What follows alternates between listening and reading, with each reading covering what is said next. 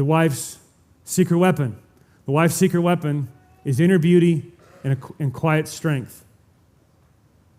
Neither of which the world's promoting right now, by the way. The world promotes exterior beauty and loud opinionation. And God says, that's funny, that's just the opposite of how I've made it to work. Because very few husbands, if any, okay, let's just be real, none, no man thrives where a wife ignores beauty of character and spends all the money on surgery and lipstick so that she becomes beautiful on the outside and increasingly ugly on the inside, and then has a loud, brash spirit. There's not a man on the planet who flourishes married to that. Not one. This is how God's designed it to work. I get this from 1 Peter chapter 3. You can turn there. I'll just read it for you here.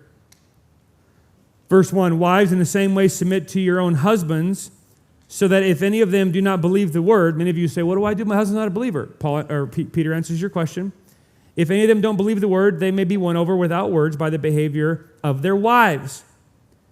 You see, he's literally giving you the power of influencing your husband's salvation because of how you act towards him. How much more influence and power do you want? When they see the purity and reverence of your lives, your beauty should not come from outward adornment, such as elaborate hairstyles and the wearing of gold jewelry or fine clothes. What's he saying? The impulse of the world will tell you, work on all of the external beauty to the expense of your internal beauty. And I'm saying it works the other way around. All the lipstick in the world won't make a soul more beautiful. But if the soul is growing more beautiful in the sight of God, lipstick or not, that woman will begin to radiate a kind of beauty that makeup can't make up for. I've never thought of that word before, makeup.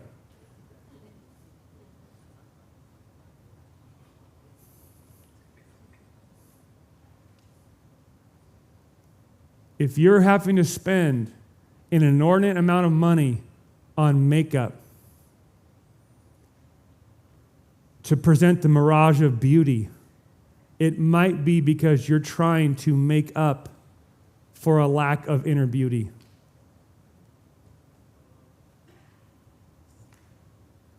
That's interesting. I've never thought of that before. Makeup. What's it trying to make up for?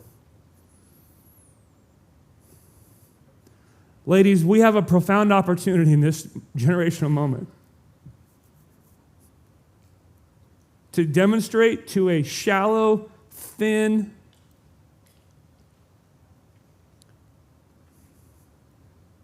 foolish, anemic, dying world that God's plan for femininity is beautiful and good and worth aspiring towards. And that when the world perverts femininity with feminism, and when the world perverts God's exhortation for internal beauty with a focus on external beauty, all you're left with is a huge gap you're trying to make up for. And it's exhausting. And it's not attractive, by the way, to your husband. And so, ladies, the invitation of the Lord is to cultivate, is to be freed from the burden of trying to look better than the gal down the street, and be free to run towards the cross and growing in an inner kind of character beauty that then radiates from the inside out. And actually, I believe has physical transformative power to turn physical ugliness into beauty. I've watched that personally. I've watched women who focus on all the stuff and the surgeries and the whatever, and they just get increasingly, I don't ever say it, ugly. And I've watched hard-hearted women who grow in an inner beauty that comes from heaven, grow simultaneously in physical beauty as well. I don't know how to describe it. I'm kind of freewheeling here. But you know what I'm talking about? You're around someone and you're like, she's just so beautiful. It just kind of radiates out of her. That's what we're talking about.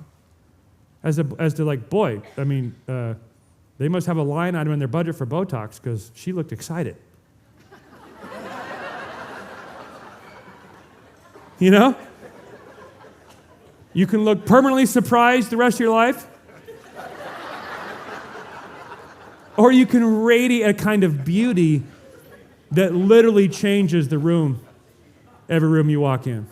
Hey everybody, hope you found that helpful. If you would like to watch the sermon that clip came from, you can go here, check it out. As well, if you'd like to watch more Bible teaching, you can go to my YouTube channel. And if you would like more free resources for your family, your marriage, and how to be a stronger man, you can go to strongmannation.com. Check it out.